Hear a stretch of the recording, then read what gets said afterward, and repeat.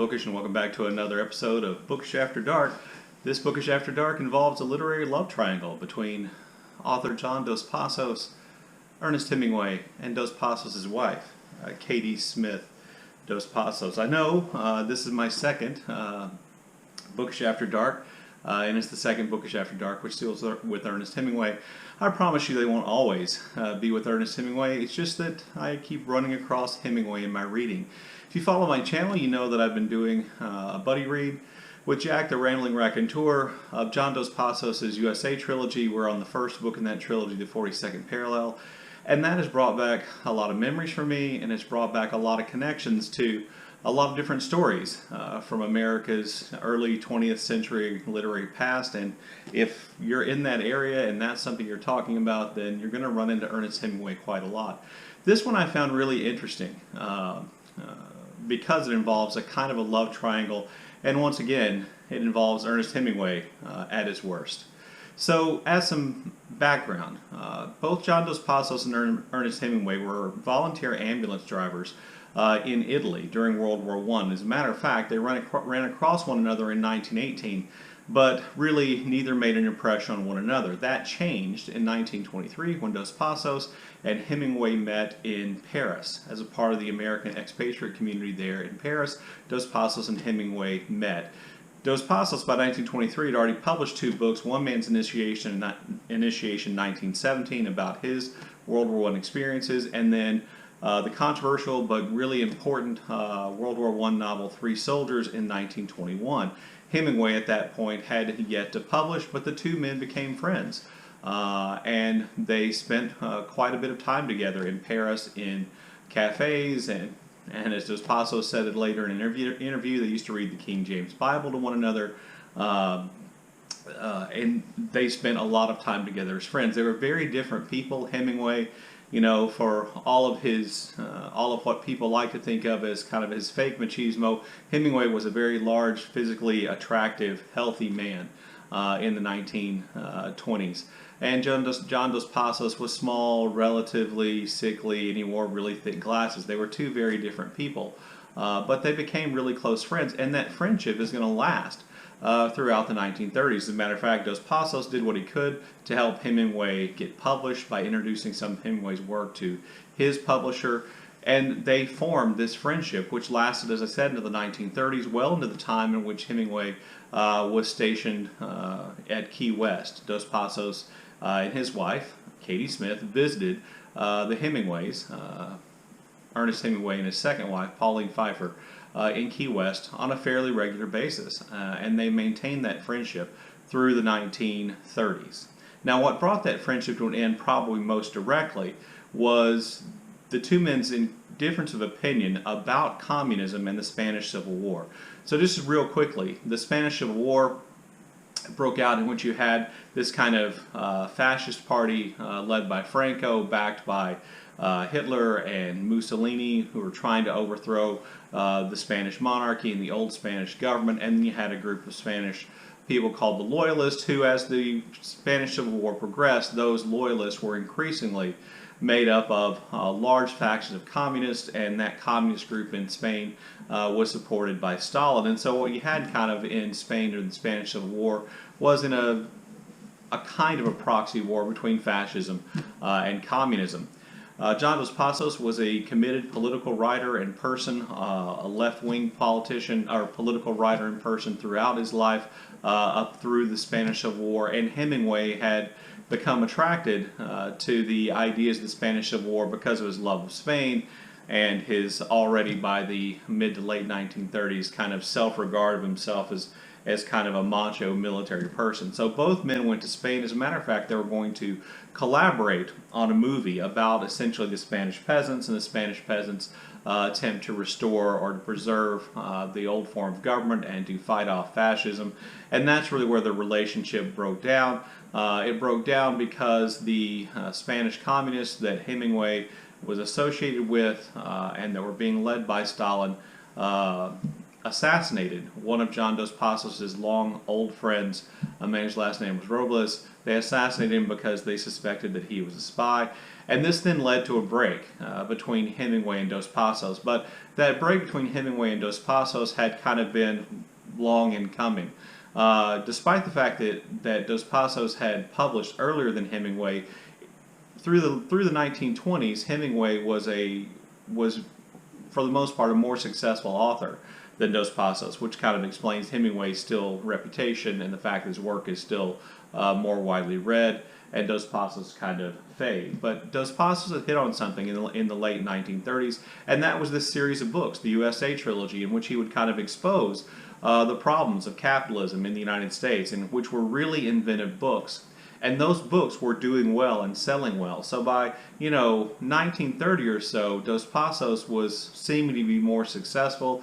If you know anything about Hemingway's life, Hemingway was struggling in the 1930s to write a book that would sell well, that would be critically received. It's during the 1930s he wrote his bullfighting book, Death in the Afternoon. That's when he wrote The Green Hills of Africa, about hunting in Africa, and that's when he wrote the really unsuccessful novel To Have and Have Not, which even Hemingway thought was not a very good novel. And so there was tension there because Hemingway was a competitive, relatively small-minded person when it came to success, and by the 30s he thought of himself as the great author and everyone else as being a lot of other writers being kind of beneath him. And so when Dos Passos had success, that put a strain on their relationship. But there was probably, and this is where the love triangle part comes in, there was probably built into that relationship a source of tension which was less well known. It's not that it was a secret, and it's not that something I discovered on my own. There are definite sources will tell you about this. But that had to do with the fact that John Dos Passos had married a young woman named Katie Smith. Katie Smith was literally an old friend, an old kind of potential girlfriend, love interest of Ernest Hemingway.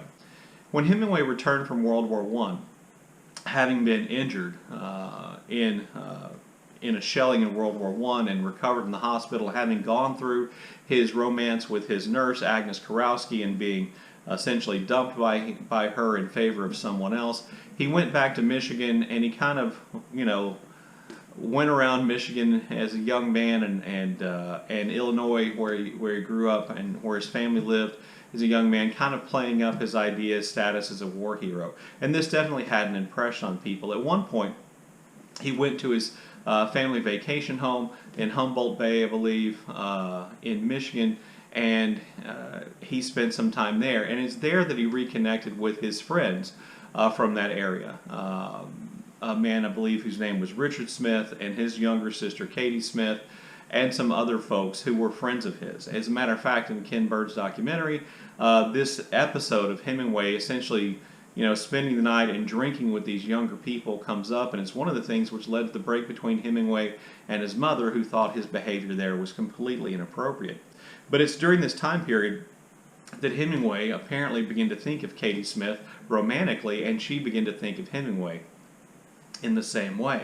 They were such good friends, they had nicknames for one another. I believe Hemingway was known, she called Hemingway Wemmage, and he called her Budstein.